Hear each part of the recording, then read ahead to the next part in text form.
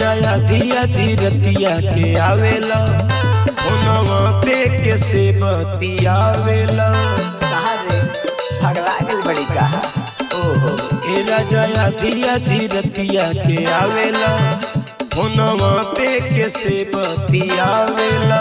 तब हमरा होता खिसियई राजा जी हम के छोड़ के सवतनी के लिए बसैया जी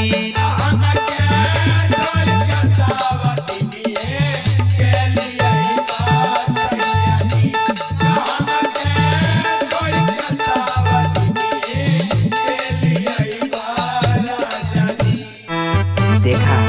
इतना शौक ना कोई जाना पागल हो अरे 10 लाख कमाई ना खोई होगा ना ना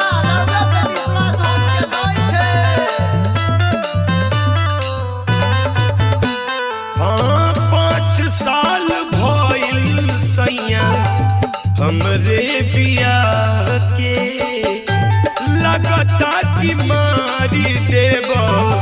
घरवे में डाह के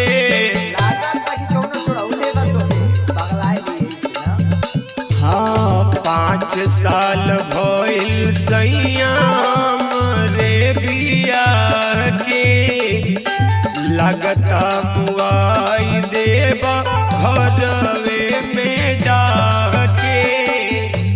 जियते मुआ के का तू पैबा राजा जी काम के छोड़ के सवतनी के लिए बसैया जी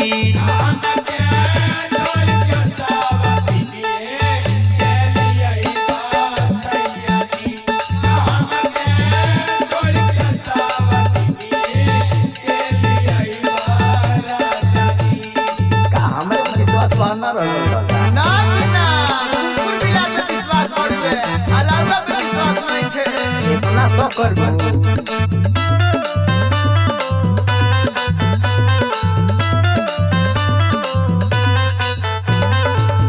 सागरो कमा के धन वही के देला शिवम सुहाना तहर जनता निखेला ससुरा गद्दार ढाकर भेज पूछ लिए हम कैसे नहीं हाँ शिवम सुहाना तोहर जनता निखेला सगरो कमा के धन वही के तो देला लगता धीरंदर तू रुवई बोला जाजी काम के